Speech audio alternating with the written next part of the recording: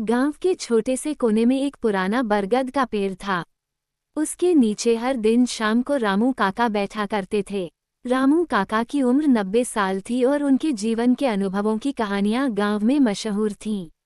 लोग उन्हें बहुत मानते थे और उनकी हर बात दिल से सुनते थे। एक दिन गांव में एक छोटा लड़का आया, जिसे सभी छोटू के नाम से जानते थे। छोटू की उम्र केवल 11 साल थी और वह अपने माता पिता को खो चुका था। उसे गांव के एक परिवार ने अपनाया था, लेकिन उसके दिल में हमेशा एक खालीपन रहता था। छोटू अक्सर रामू काका के पास बैठता और उनसे कहानियां सुनता।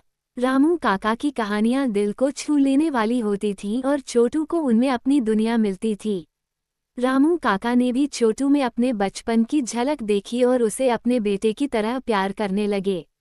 एक दिन रामू काका ने छोटू से कहा, बेटा, क्या तुम जानते हो कि इस बरगद के पेड़ के नीचे एक खजाना छुपा हुआ है? छोटू की आंखें चमक उठीं। उसने पूछा, कहाँ काका? मुझे बताओ, मैं उसे ढूंढूंगा। रामू काका ने मुस्कुराते हुए कहा, धैर्य रखो बेटा, सही समय आने दो।